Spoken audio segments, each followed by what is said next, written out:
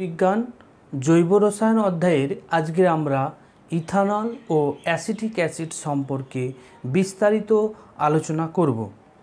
তো প্রথমে আমরা আলোচনা করি ইথানল সম্পর্কে। বলা হয় সেটা কি CH3CH2OH, অর্থাৎ এখানে কার্যকরী গ্রুপ থাকবে OH, অ্যালকোহলীয় গ্রুপ। কেমন? তাহলে এটাকে আমরা ইথানল বলছি। এটাকে আরও ভালোভাবে কি বলা হয়? এটাকে বলা হয় ভালোভাবে ইথাইল অ্যালকোহল। ঠিক আছে, এটা অ্যালকোহলের একটা যৌগ। ক্লিয়ার হলো? এদের গন্ধটা কেমন হয়? এদের গন্ধটা কিন্তু অ্যালকোহলের গন্ধযুক্ত হয়। এদের দ্রাব্যতা, অর্থাৎ এদের দ্রাব্যতা বলতে কি, যে সলভেন্টে বা দ্রাবকে কিভাবে দ্রবীভূত হয়।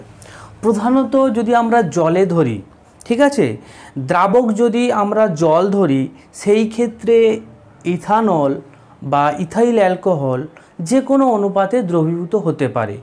এর মেনলি একটাই কারণ কি, যে ইথানল বা ইথাইল অ্যালকোহল জলের সঙ্গে, জলের অণুর সাথে হাইড্রোজেন বন্ধন গঠন করে, যার ফলে এরা যে কোনো অনুপাতে ওই জলের সঙ্গে দ্রবীভূত হয়ে যায়। ঠিক আছে,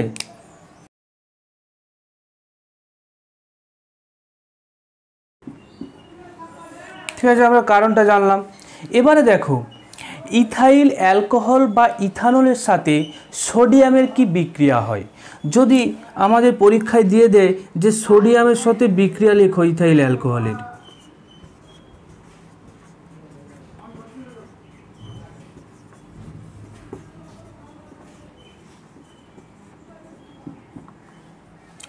দেখো সোডিয়ামের সাথে বিক্রিয়া করলে আমরা প্রথমে কি করব, ইথানল বা ইথাইল অ্যালকোহলের সংকেতটা আমরা লিখে নিই। কেমন? লিখে নিলাম। এবারে সোডিয়াম তো ধাতু, তো সেই সোডিয়াম ধাতু আর হচ্ছে ইথাইল অ্যালকোহল লিকুইড হবে, সেখানে দেখো হাইড্রোজেন গ্যাস উৎপন্ন হয়। ঠিক আছে, হাইড্রোজেন গ্যাস উৎপন্ন হবে। আর কি উৎপন্ন হবে? আর উৎপন্ন হবে সোডিয়াম ইথোক্সাইড। সোডিয়াম ইথোক্সাইড, এটার নাম কি? সোডিয়াম ইথোক্সাইড।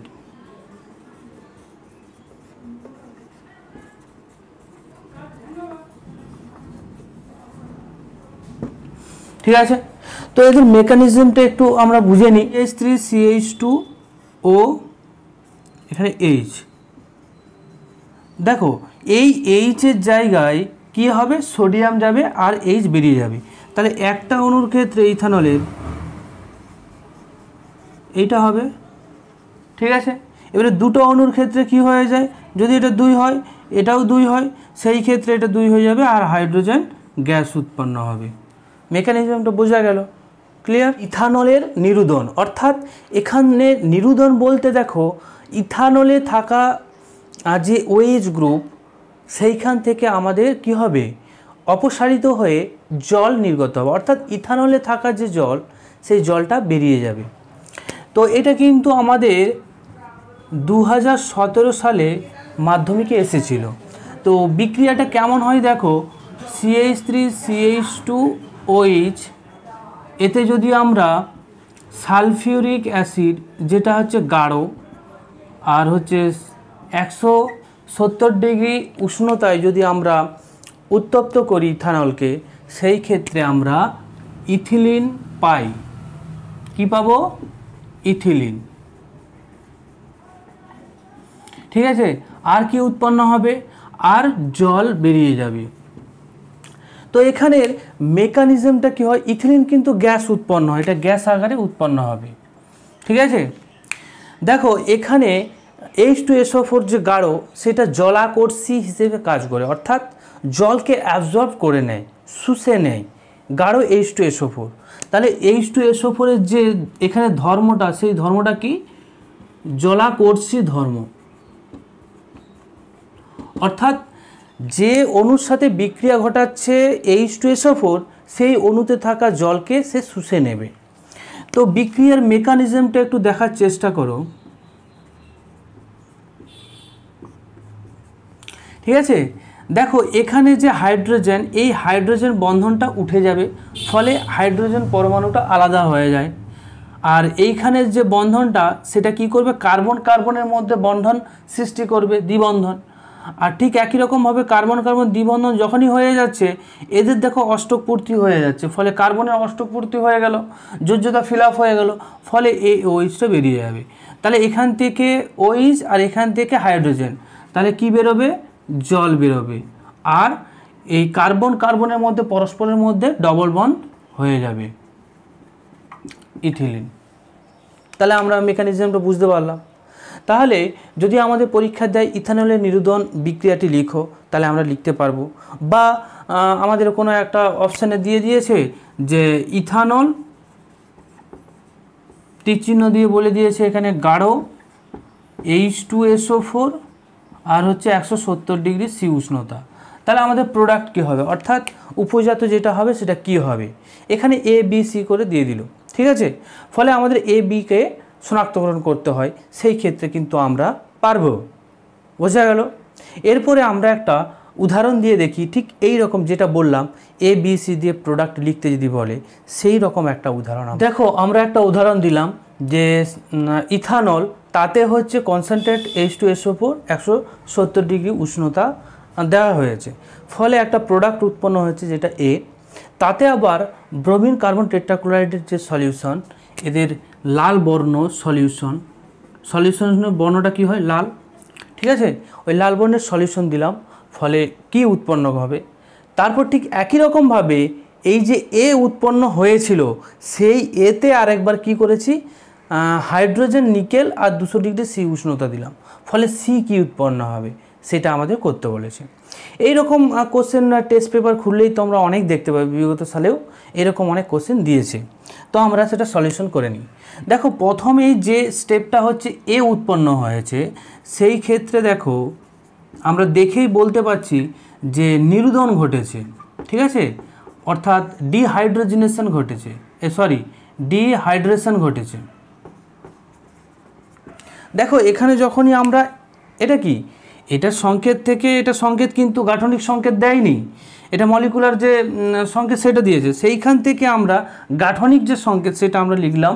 এখানে কার্যকরী গ্রুপ কিন্তু OH আছে, ঠিক আছে, অ্যালকোহলীয় গ্রুপ, আর এটার নাম কি, ইথাইল অ্যালকোহল।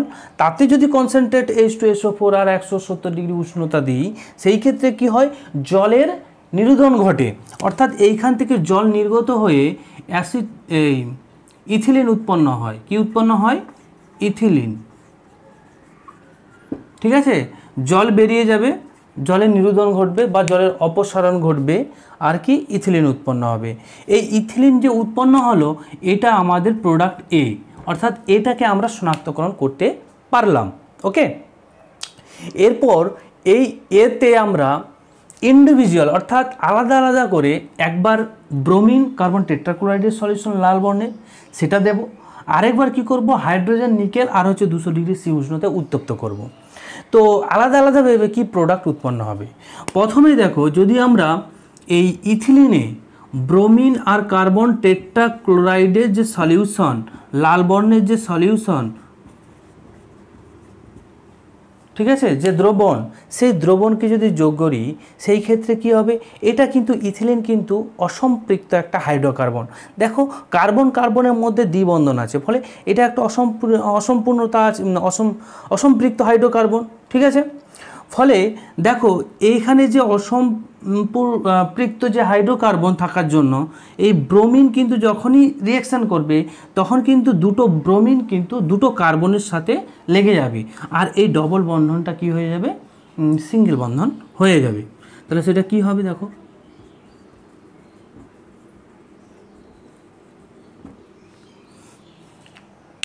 ঠিক আছে, দেখো দুটো ব্রোমিন লেগেছে দুটো কার্বনে। যদি আমাদের এর যদি নামকরণ করি, দেখো 1 আর 2, তাহলে 1,2 ডাইব্রোমো ইথেন। কি বোঝা গেল, 1 পজিশনে একটা ব্রোমো আছে, 2 পজিশনে একটা ব্রোমো আছে, তাহলে 1,2 ডাইব্রোমো ইথেন। ইথেন কেন বলেছি, দেখো এখানে সম্পৃক্ত হয়ে গেছে প্লাস দুটো কার্বন আছে, দুটো কার্বন থাকলে ইথ হয়, আর হচ্ছে সম্পৃক্ত যেহেতু এন যোগ হবে তাহলে ইথেন, 1,2 ডাইব্রোমো ইথেন। ক্লিয়ার হলো? তাহলে আমরা কি পেয়ে গেলাম, এটা পেয়ে গেলাম বি। আরেকটা জিনিস কি আমরা পড়ে এসেছিলাম ইথিলিনের যখন আমরা যে রিয়েকশনগুলো করাছিলাম তখন কিন্তু পড়ে এসেছি, এই যে ব্রোমিন কার্বন টেট্রাক্লোরাইডের যে লাল বর্ণ যখন আমরা ইথিলিনের সঙ্গে বিক্রিয়া ঘটাবো উৎপন্ন হয় 1,2 ডাইব্রোমো ইথেন, অসম্পৃক্ততা নষ্ট হয়ে যায়, সম্পৃক্ত হয়ে যায়। সেই ক্ষেত্রে ব্রোমিনের যে লাল বর্ণ তা কিন্তু এইখানে গিয়ে বর্ণহীন হয়ে যায়। এই জিনিসটা একটু মাথায় রাখার দরকার আছে। কেমন? অনেক সময় বর্ণ চেয়ে ফেলে যে এদের বিয়ের বর্ণ কি হবে, তখন আমরা এটা ক্লিয়ারলি করতে পারবো। ক্লিয়ার হলো? এরপর দেখো আরেকবার কি করব, এই যে ইথিলিন তাতে হচ্ছে হাইড্রোজেন আর নিকেল 200 ডিগ্রি সি উষ্ণতা দেব। ফলে কি হবে, দেখো এখানে হাইড্রোজেন আর নিকেল দিয়ে উত্তপ্ত করছে ইথিলিনকে, ফলে কি হবে, হাইড্রোজেনেশন ঘটবে, অর্থাৎ হাইড্রোজেন যোগ হবে এখানে। ঠিক আছে? তাহলে হাইড্রোজেন যদি যোগ হয়ে যায় তাহলে সম্পৃক্ততা প্রাপ্ত হবে, ফলে এটা কি উৎপন্ন হবে, ইথেন উৎপন্ন হবে। এটা হয়ে যাবে কি সি। তাহলে আমরা এ বি সি টোটালটাই আমরা নির্ণয় করতে পারলাম। আশা করি কোশ্চেনটা খুবই ভালো লেগেছে। তোমাদের পুরো যা পড়িয়েছি তা কিন্তু একটা কোশ্চেনের মধ্যেই কিন্তু আমরা জেনে ফেললাম। ক্লিয়ার হলো? ইম্পর্টেন্ট কোশ্চেন দিয়েছি। কোশ্চেনটা কি আছে, ইথাইল অ্যালকোহল ও ডাইমিথাইল ইথার এদের পার্থক্য কিভাবে করব একটা রাসায়নিক বিক্রিয়ার দ্বারা। ঠিক আছে? সিম্পল একটা রাসায়নিক বিক্রিয়ার দ্বারা পার্থক্যটা আমরা করে নেব। সেই পার্থক্যটাই চেয়েছে রাসায়নিক বিক্রিয়া সহ। এটা কিন্তু মাধ্যমিক 2018-তে এসেছে, অর্থাৎ রিসেন্টলি এসেছে। কেমন? তো এই কোশ্চেনটার আমরা উত্তরটা করে নিই। প্রথমে দেখো ইথাইল অ্যালকোহল বলতে এখানে ইথানলের কথা কিন্তু বলেছে। কেমন? আমরা তো জানি ইথাইল অ্যালকোহল বলতে ইথানল। আর কি ডাইমিথাইল ইথার। ঠিক আছে? এই দুটোকে আমরা আলাদা আলাদা করে নিলাম। এবারে সোডিয়াম সহযোগে যদি আমরা উত্তপ্ত করি, সোডিয়ামের সহযোগে উত্তপ্ত ঘটালে সাধারণ উষ্ণতা অর্থাৎ রুম টেম্পারেচারেই আমরা সোডিয়াম সহযোগে উত্তপ্ত করব। ঠিক আছে? একই রকমভাবে ডাইমিথাইল ইথারকেও আমরা উত্তপ্ত করব রুম টেম্পারেচার অর্থাৎ সাধারণ টেম্পারেচারে। ঠিক আছে? উত্তপ্ত করলে কি হয়, দেখো এটাকে উত্তপ্ত করলে আমরা কিন্তু কিছুক্ষণ আগেই বলে এলাম যে ইথানলকে যদি আমরা সোডিয়াম সহযোগে উত্তপ্ত করি সেই ক্ষেত্রে কি হয়, সোডিয়াম ইথোক্সাইড আর কি হবে, হাইড্রোজেন গ্যাস নির্গত হবে। ঠিক আছে? এই ক্ষেত্রে কিন্তু সোডিয়াম ইথোক্সাইড আর হাইড্রোজেন গ্যাস উৎপন্ন হচ্ছে।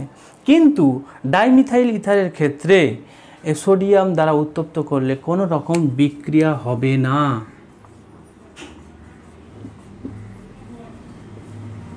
ফলে আমরা এই বিক্রিয়া দ্বারা পার্থক্যকরণ করতে পারলাম ইথানল আর হচ্ছে ডাইমিথাইল ইথারকে।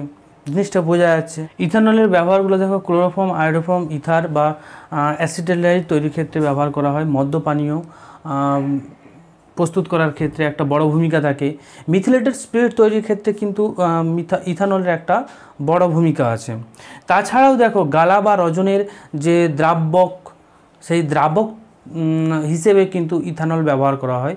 গালা বা রজনকে যে তরলের মধ্যে গুলে হচ্ছে দ্রবণটা যে তৈরি করা হয়, গালার যে বা রজনের যে দ্রবণ, সেই দ্রবণ তৈরি করার ক্ষেত্রে কিন্তু দ্রাবকটা হচ্ছে ইথানল।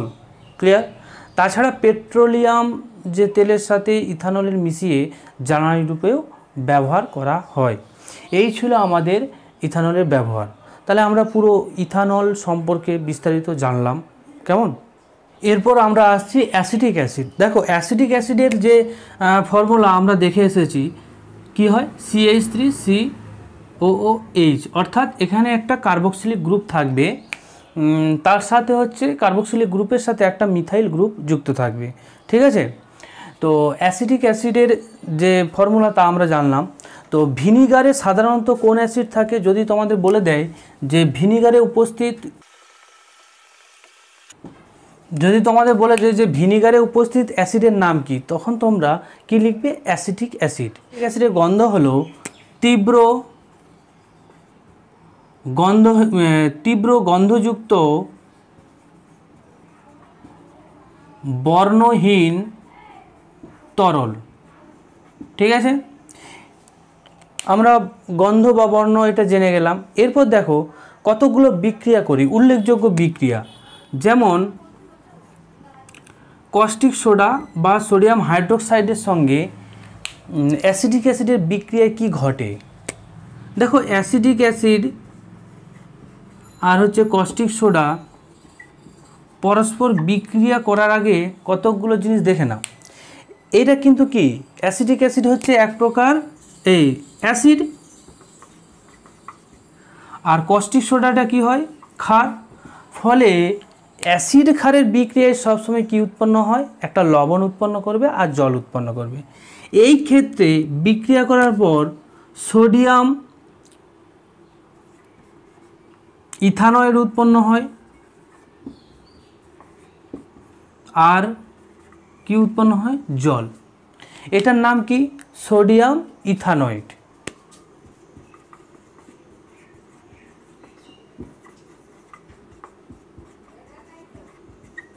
ঠিক আছে, এটা কিন্তু লবণ আর এটা জল।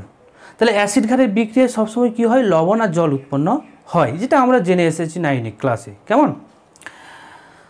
তো এরপর আমরা সোডিয়াম বাইকার্বনেটের সাথে যদি বিক্রিয়া ঘটাই, যদি আমাদের কোশ্চেন দেয় যে খাবার সোডার সাথে অ্যাসিটিক অ্যাসিডের বিক্রিয়া কী হয়, খাবার সোডা কি থাকে?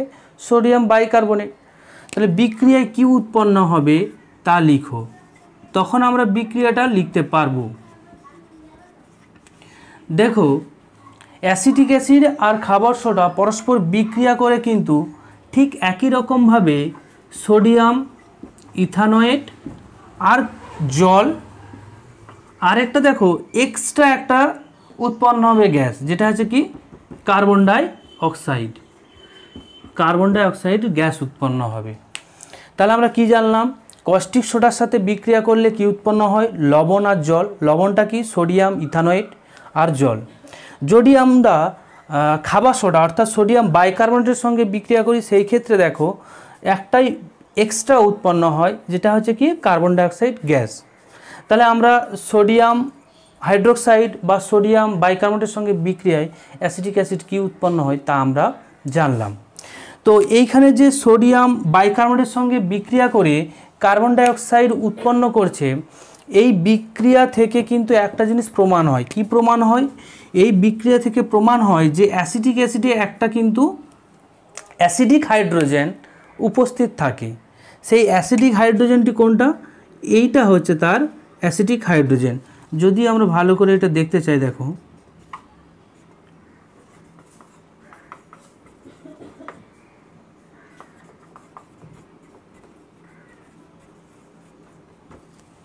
তাহলে এটা কি হলো? Acidic hydrogen. ইম্পর্ট্যান্ট কোশ্চেন যেটা হচ্ছে ইথানল আর অ্যাসিটিক অ্যাসিডের মধ্যে পার্থক্য কিভাবে করবে।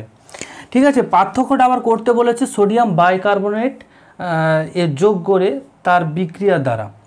তো প্রথমে আমরা একটা টেস্ট টিউবে কী নিয়ে নেব? অ্যাসিটিক অ্যাসিড নিয়ে নেব। অ্যাসিটিক অ্যাসিড নিয়ে নিলাম। সেই অ্যাসিটিক অ্যাসিড যে নিলাম টেস্ট টিউবে, তার সাথে যদি আমরা সোডিয়াম বাইকার্বনেট যোগ করি, সেই ক্ষেত্রে কি উৎপন্ন হয়? বুদবুদ আকারে কার্বন ডাইঅক্সাইড গ্যাস নির্গত হবে। ঠিক আছে, এখান থেকে বুদবুদ আকারে কার্বন ডাইঅক্সাইড গ্যাস নির্গত হয়, সেটা আমরা খালি চোখে দেখতে পাবো। বোঝা গেল? কারণ দেখো অ্যাসিটিক অ্যাসিড আর খাবার সোডা, যেটাকে বলা হয় সোডিয়াম বাইকার্বনেট, পরস্পর বিক্রিয়া করে কি উৎপন্ন করবে? কার্বন ডাইঅক্সাইড, জল আর সোডিয়াম ইথানয়েড উৎপন্ন করে। ফলে উৎপন্ন যে কার্বন ডাইঅক্সাইড তাই কিন্তু বুদবুদ আকারে এই অ্যাসিটিক অ্যাসিড যে দ্রবণ, সেই দ্রবণ থেকে বেরোতে থাকবে। তাহলে সেইখান থেকে আমরা অ্যাসিটিক অ্যাসিড পার্থক্যকরণ করতে পারবো। আবার একটা বিকারে আমরা কি নিলাম? ইথানল নিলাম। ঠিক আছে, তো ইথানল নিলে তাতে যদি আমরা সোডিয়াম বাইকার্বনেট দিই, সেই ক্ষেত্রে কিন্তু কোনো বুদবুদ আকারে কোনো কিছুই উৎপন্ন হবে না, ইভেন কোনো রিঅ্যাকশানই করবে না ইথানল সোডিয়াম বাইকার্বনেটের সাথে। তাহলে আমরা এই দুটো থেকে আমরা পার্থক্য করতে পারি ইথানল আর অ্যাসিটিক অ্যাসিড কোনটা ইথানল হবে কোনটা অ্যাসিটিক অ্যাসিড হবে, সেটা আমরা পার্থক্য করতে পারবো পরীক্ষাগারে। বোঝা গেল? কোশ্চেন দেখো, গাঢ় H2SO4 এর উপস্থিতিতে ইথানল ও ইথানোয়িক অ্যাসিডের পরস্পরকে যদি আমরা একসঙ্গে মিশ্রিত করে উত্তপ্ত করি সেই ক্ষেত্রে কি ঘটবে। দেখো এখানে ইথানলের সংকেত আমরা জানি CH3 CH2OH, আর ইথানোয়িক অ্যাসিড যেটা সংকেত হচ্ছে CH3 COOH, অর্থাৎ অ্যাসিটিক অ্যাসিডটাই হচ্ছে ইথানোয়িক অ্যাসিড। ঠিক আছে, তো এদের পরস্পরকে যদি আমরা একত্রে নিলাম, নিয়ে কি করব, এদের উত্তপ্ত করব গাঢ় H2SO4 দ্বারা উত্তপ্ত করব। এই বিক্রিয়াটি কিন্তু উভয়মুখী বিক্রিয়া। কেমন? উত্তপ্ত করলে কি উৎপন্ন হবে? দেখো এ দুটো ইথানল আর অ্যাসিটিক অ্যাসিড পরস্পর একই সাথে নিয়ে যদি আমরা গাঢ় H2SO4 দ্বারা উত্তপ্ত করি সেই ক্ষেত্রে কিন্তু সুমিষ্ট গন্ধযুক্ত একটা এস্টার ফর্মেশন করবে আর জল উৎপন্ন হবে।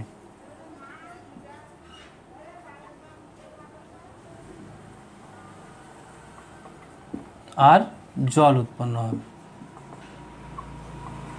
যে এস্টারটা উৎপন্ন হবে তার গন্ধটা কিন্তু খুব সুন্দর একটা সুমিষ্ট গন্ধযুক্ত হয়। 18 সালে এই কোশ্চেনটা কিন্তু এসেছিল। কোশ্চেনটা দেখো ভালো, একটি জৈব যৌগের আণবিক সংকেত C2H4O2 যৌগটিকে জলে দ্রাব্য, ঠিক আছে, জলে দ্রবীভূত হয়ে যায়। তারপর দ্বিতীয় কন্ডিশনে কি বলেছে, যৌগটি জলীয় দ্রবণে সোডিয়াম বাইকার্বনেট যোগ করলে কার্বন ডাইঅক্সাইড নির্গত হয়। তো যৌগটিকে শনাক্তকরণ করতে হবে। তো প্রথমে আমাদের যে সংকেতটা দেওয়া আছে সেই যৌগটি আমরা লিখে নিই। ঠিক আছে, এটা কি জলে দ্রাব্য হবে। আর কি হবে, এখানে যদি সোডিয়াম বাইকার্বনেটের সাথে বিক্রিয়া ঘটায় কার্বন ডাইঅক্সাইড উৎপন্ন হয়। দেখো এখানে সোডিয়াম বাইকার্বনেটের সাথে বিক্রিয়া করে কার্বন ডাইঅক্সাইড উৎপন্ন করছে, এর মানে এটাই বোঝাচ্ছে যে এখানে এই যৌগের মধ্যে একটা কার্বক্সিলিক গ্রুপ বর্তমান আছে। বোঝা গেল? তাহলে সোডিয়াম বাইকার্বনেটের সঙ্গে বিক্রিয়া করে কার্বন ডাইঅক্সাইড উৎপন্ন হচ্ছে, তাহলে এই যে যৌগ দিয়ে দিয়েছে এই যৌগের মধ্যে অবশ্যই কার্বক্সিলিক গ্রুপ আছে। তাহলে একটা যদি কার্বক্সিলিক গ্রুপ হয়, এইখান থেকে আবার লিখছি দেখো, একটা হচ্ছে কি কার্বক্সিলিক গ্রুপ, তাহলে অক্সিজেন কটা, দুটো, হাইড্রোজেন একটা হয়ে গেল, তাহলে একটা কার্বন বেঁচে থাকবে। তাহলে একটা কার্বন বেঁচে আছে আর হাইড্রোজেন তিনটে আছে, তাহলে কি করতে পারবো, CH3। তাহলে আমাদের কি হলো, এটা এই যৌগটি কি অ্যাসিটিক অ্যাসিড বা ইথানোয়িক অ্যাসিড।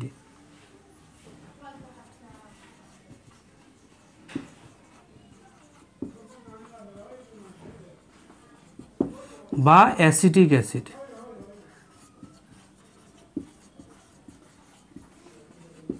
তাহলে আমরা যৌগটিকে শনাক্তকরণ করতে পারলাম। কিছুই না, কোশ্চেনটা দেখে মনে হচ্ছে অনেক জটিল, আদৌ এটা কিছুই না, একটা শুধুমাত্র রিঅ্যাকশান, সেখান থেকে আমরা বুঝে নেব যে এই যৌগটি কি, তা আমরা অল্প দুই এক কথায় লিখে দেব, ব্যাস লিখে দিলে 2 নম্বর। বোঝা গেল? ব্যবহারগুলো আমরা দেখে নিই। দেখো রঞ্জক বা ডাই প্রস্তুত করার ক্ষেত্রে, সুগন্ধি তৈরি করার ক্ষেত্রে, রেয়ন প্রস্তুত করার ক্ষেত্রে ব্যবহার করা হয়। তাছাড়াও রং শিল্পে ব্যবহার করা হয়। লেড যে টেট্রা অ্যাসিটেট যে জারক দ্রব্য হিসেবে ব্যবহার করা হয়, তা লেড টেট্রা অ্যাসিটেট প্রস্তুতির ক্ষেত্রে কিন্তু অ্যাসিটিক অ্যাসিড ব্যবহার করা হচ্ছে। কৃত্রিম ভিনিগার প্রস্তুত করার ক্ষেত্রে অ্যাসিটিক অ্যাসিড ব্যবহার করা হয়। দ্রাব্য বা বিকারক হিসেবেও কিন্তু অ্যাসিটিক অ্যাসিড ব্যবহার করা হয়। আমরা তাহলে অ্যাসিটিক অ্যাসিডের ব্যবহারটা পুরোটা জেনে গেলাম। ডিনেচার স্পিরিট বা মিথিলেটেড স্পিরিট, তাহলে আমরা কি বললাম যে রেকটিফাইড স্পিরিটের সাথে সামান্য পরিমাণ, দেখো রেকটিফাইড স্পিরিট কিন্তু পানের যোগ্য, অর্থাৎ সহজে পান করা যায়। সেই রেকটিফাইড স্পিরিটে পানের অযোগ্য করার জন্য কিছু পরিমাণ, অর্থাৎ 10% মিথাইল অ্যালকোহল, সামান্য যে পরিমাণ পিরিডিন আর রবারের নির্যাস, ন্যাপথাল, এইগুলো যুক্ত করে ওই রেকটিফাইড স্পিরিটকে বিষাক্ত করে দেওয়া হয়, ফলে পানের অযোগ্য হয়ে যায়। তো সেই যে মিশ্রণ, এই সমস্ত রেকটিফাইড স্পিরিট প্লাস 10% যে মিথানল, সামান্য পরিমাণ পিরিডিন, রবার নির্যাস, ন্যাপথাল, এই যে মিশ্রণ, এই মিশ্রণটাকে আমরা কি বলবো, ডিনেচার অফ স্পিরিট বা মিথিলেটেড স্পিরিট। তাহলে আমরা মিথিলেটেড স্পিরিট সম্পর্কে পুরো ধারণা পোষণ করলাম। ওকে, তো আমাদের জৈব যৌগের টোটাল যে পুরো অধ্যায় তা আমরা কমপ্লিট করলাম আজকে।